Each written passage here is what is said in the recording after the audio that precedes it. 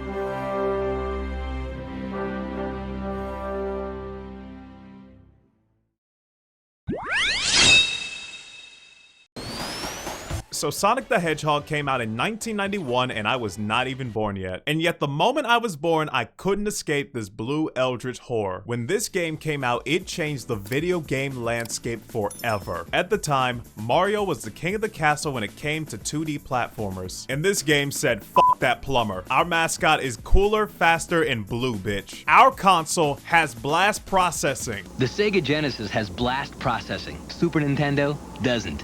So what's blast processing do?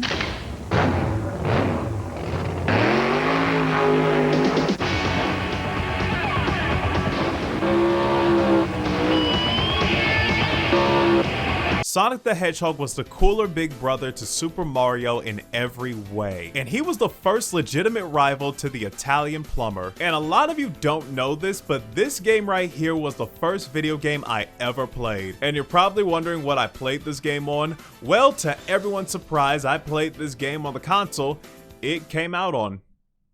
I swear I'm only 25. Look, it might shock you, but you can still play old consoles and still be young. When I was born, Undertaker fought his brother Kane in an Inferno match. Sonic the Hedgehog was the game that got me into video games. And honestly, it brought me to where I am today. If I had not played this game back in 2001, chicken reviews would not exist today. And you would have never have gotten such cinematic masterpieces like, why, pizza doesn't go on pineapple.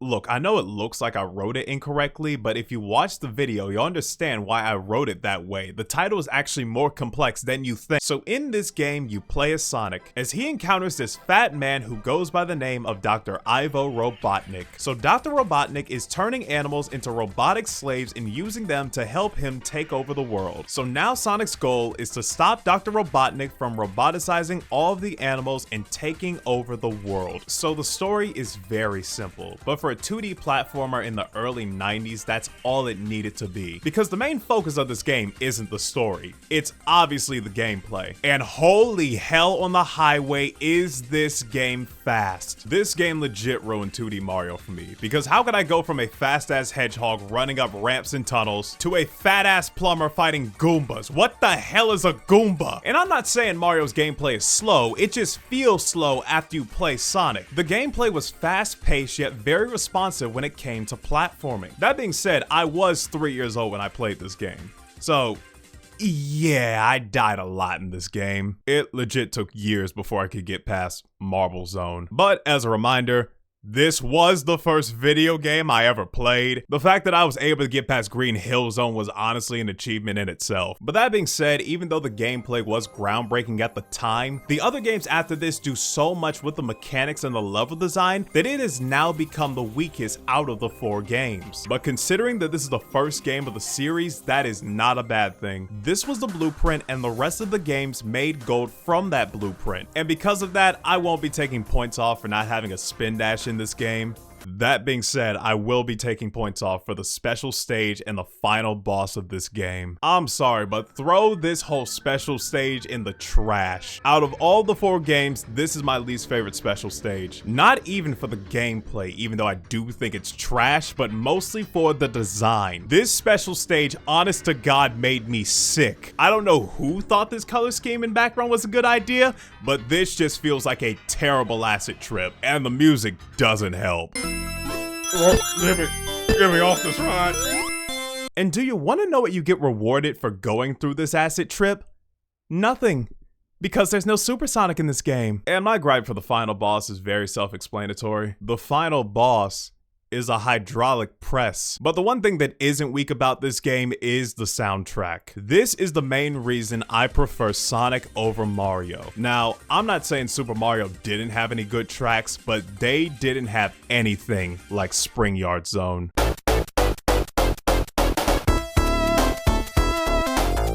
This track is still a banger today. The soundtrack created for this game was something special. So special that it has now become the most consistent thing in every Sonic game. Good or bad, it doesn't matter. Every Sonic game has fire music. That's not a Sonic game. I still remember all the soundtracks in this game, and they still hold so many special memories in my heart to this day. But with all that said, Sonic the Hedgehog gave us some fast-paced gameplay, amazing visuals, and a banger of a soundtrack. But for as revolutionary as this game was, this was simply the perfect calm before the storm. And Knuckles. So with all that said, my final verdict for Sonic the Hedgehog is the silver seal of approval.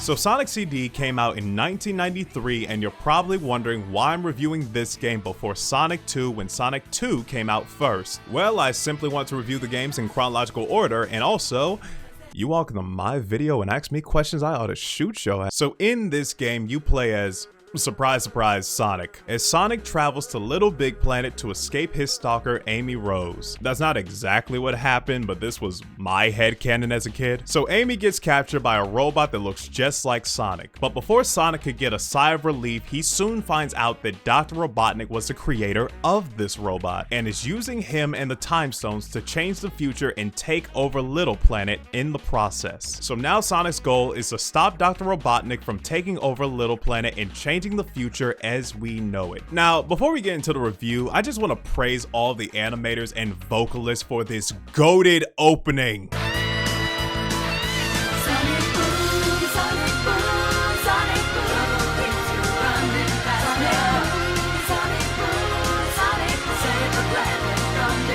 This opening is what got me to play this game. And unlike the first game, I was a lot older when I played this game, so I was a lot better. But that did not help me at all when I got to the time travel stuff. I did not know how the future and past thing worked at all. I am pretty sure I got every bad future in every level of this game. That being said, I still thoroughly enjoyed this game. Even when Zone 3 of every level looked like the apocalypse, I still heavily enjoyed the level design of this game. And the one thing I do want to touch on real quick is that the level design in this game is goated. The design in Sonic 1 wasn't bad, but you can tell that they learned so much from the first game.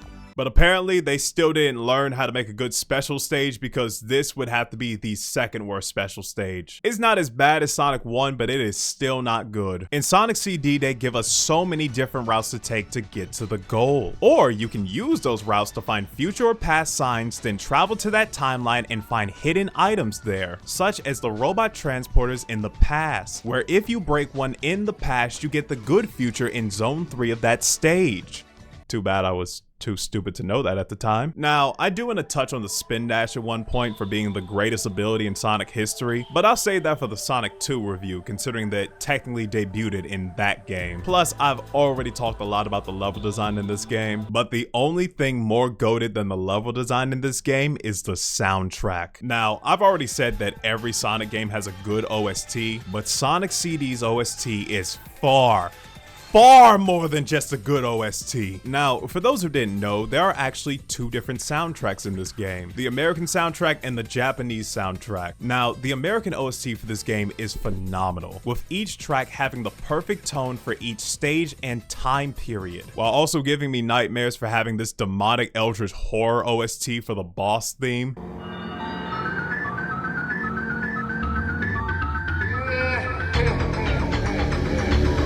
But for as much as I praise the American OST, the Japanese OST for this game is a gift from the gods. I'm pretty sure some of you have already noticed the majority of the background tracks for this review are from this OST. Out of all the 2D Sonic games, this is my favorite OST. If I were to give this genre a name, I would call it Funky Action. And even though I praise the nightmare fuel that is the American boss fight OST, Work That Sucker to Death is one of my favorite boss themes of all time.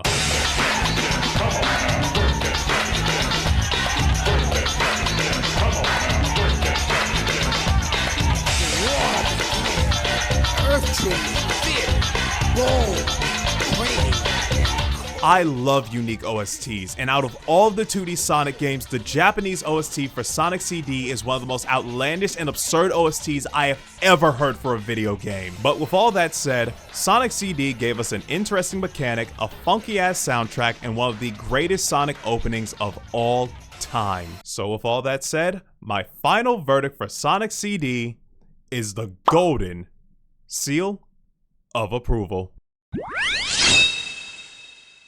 Now, when you buy the Sega Genesis that comes with Sonic 1, you'll get Sonic 2 absolutely free. Sonic 2 handles stubborn stains, embarrassing bald spots, no problem. It even slices and dices, makes thousands of julienne fries. But wait, you can play it too. So Sonic the Hedgehog 2 came out in 1992, and this game took everything from Sonic 1 and turned it up to 11. The one thing that I love about every 2D Sonic game is that each sequel progressively gets better and better, as it improves on the foundation while adding new things to make it better. So in this game, you play as Sonic and Tails. Well, you don't really play as Tails, he's more like a long-term stalker who follows Sonic around the whole game. So he's basically the average Sonic fan, and during this time, Dr. Robotnik is up to his usual shit again. Does this fat man ever take a break? So now Sonic and Tails' goal is to stop Dr. Robotnik from collecting all the Chaos Emeralds and taking over the world. So, as I said earlier in this video, I was going to say my thoughts on the spin dash for when I got to this game, and now that we are here, this ability is the sole reason why I cannot play the original Sonic 1 anymore. I know they added a spin dash for Sonic 1 and Sonic Origins, but before that, I couldn't for the life of me play the original Sonic the Hedgehog anymore because the spin dash was too good of an ability. Sonic is all about momentum, so when you lose that momentum, you kind of just want to Alt F4 from life. But what makes the spin dash the greatest ability in any Sonic game is the fact that now you can gain your momentum by simply running in place. People who have never played the first game probably don't understand just how big of a deal this was,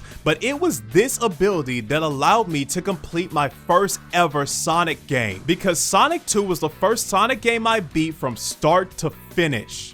And also the first Sonic game to give me nightmares for how many times I heard the drowning theme in Chemical Plant Zone. And unlike Sonic 1, where if you collect all the Chaos Emeralds, you get nothing. In this game, not only are the special stages good, but if you collect all the 7 Chaos Emeralds, you can become the brand new Super Sonic. This was the game that introduced us to Super Sonic. When you are Super Sonic, you are invulnerable and you are way faster than regular Sonic. But there is a time limit on the transformation. You need 50 rings or more to transform, and when you transform, those rings will start depleting like a timer. And when it drops to 0, you lose the form. Now, in Sonic Origins, you can turn into Super Sonic in Sonic 1, but not in Sonic CD, because they have the time zones.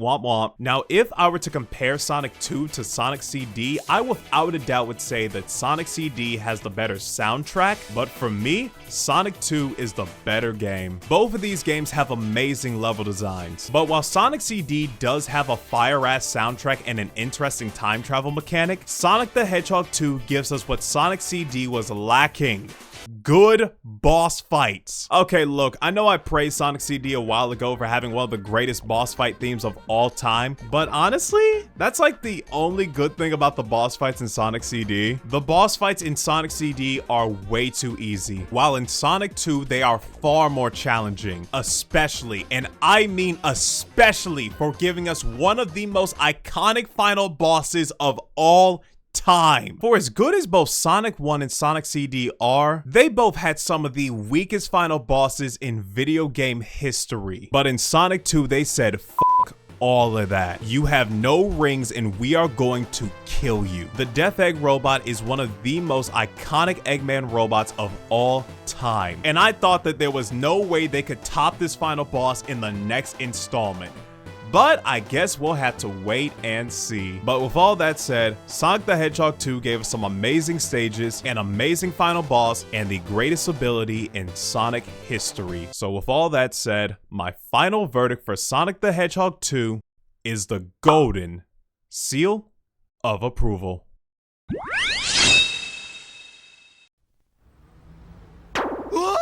come on!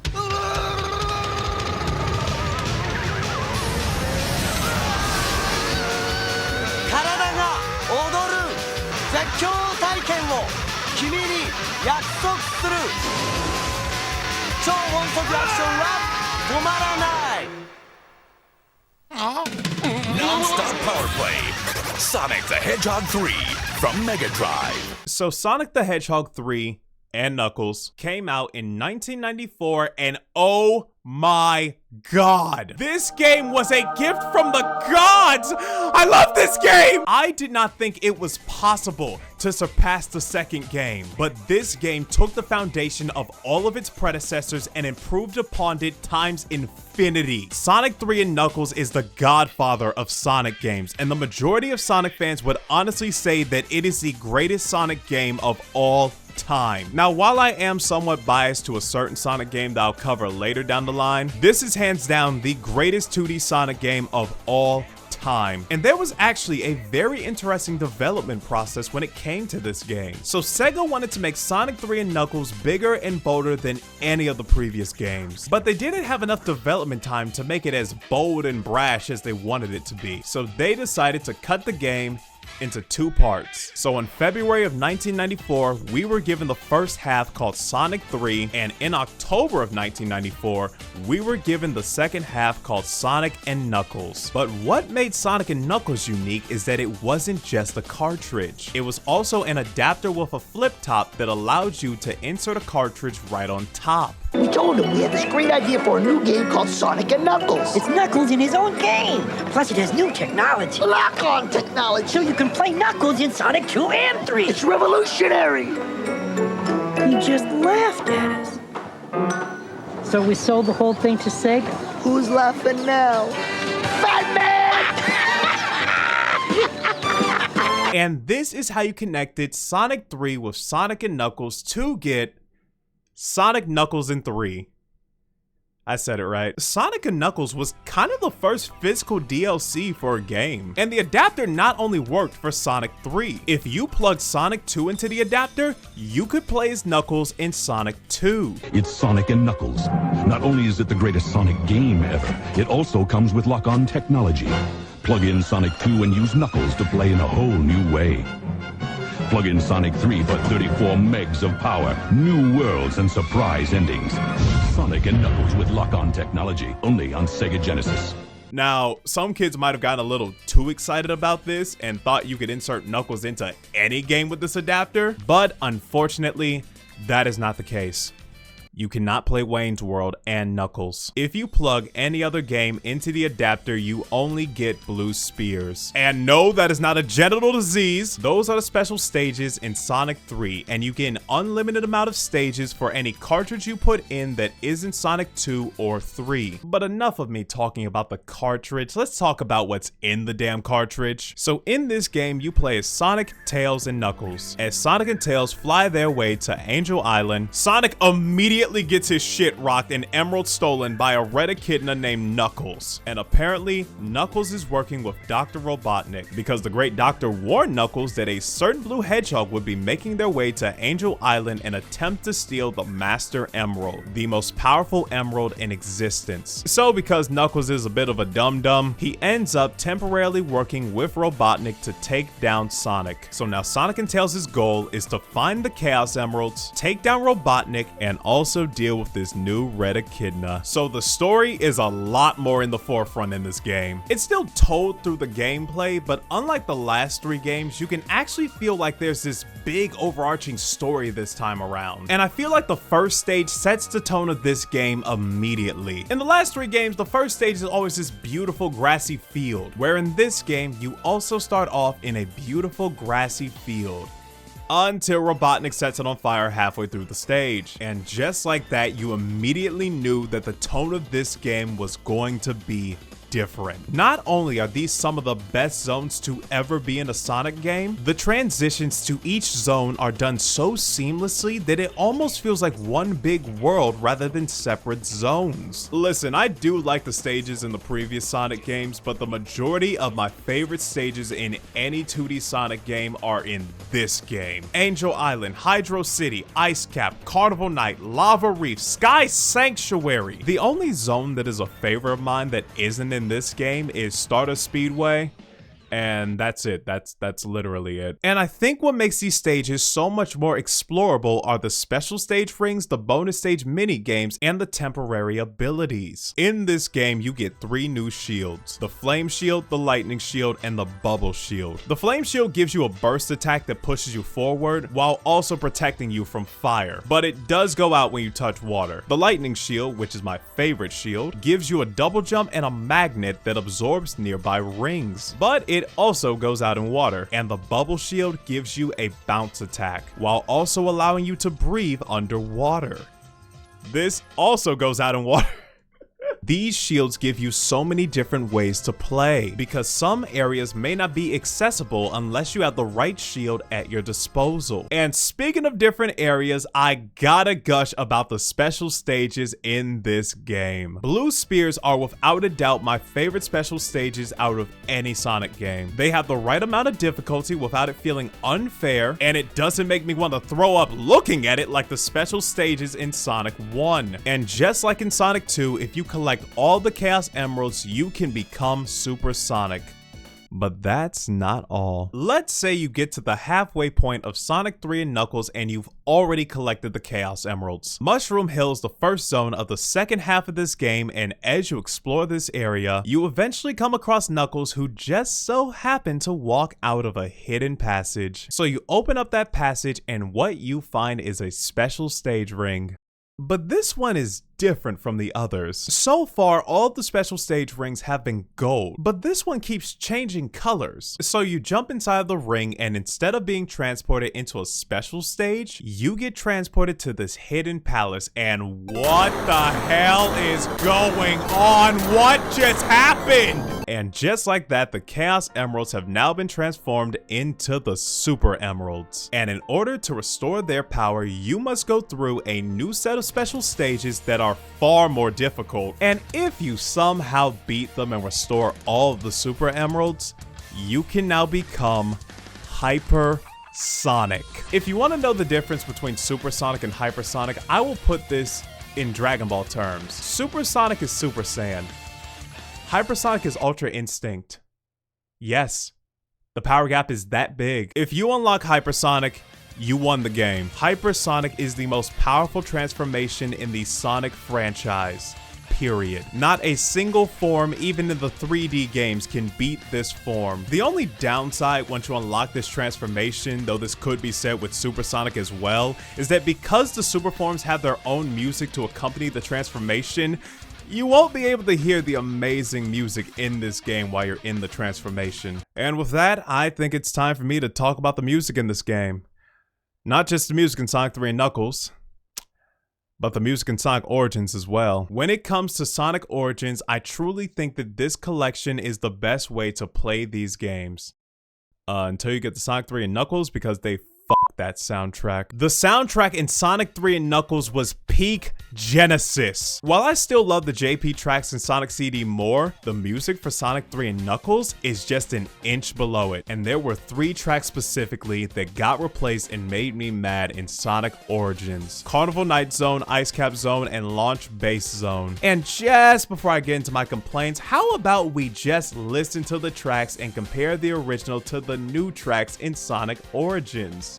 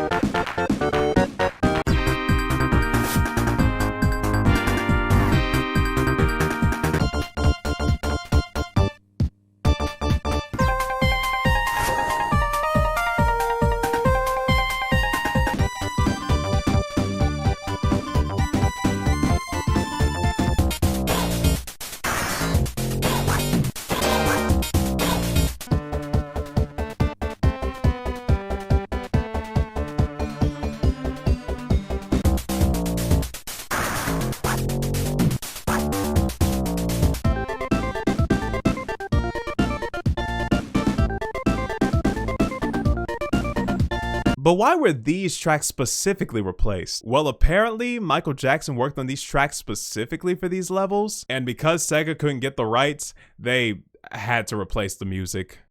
So I'ma just leave this link to this mod here if you have Sonic Origins on PC and you want the old music back. But thankfully, there was one track they didn't get rid of.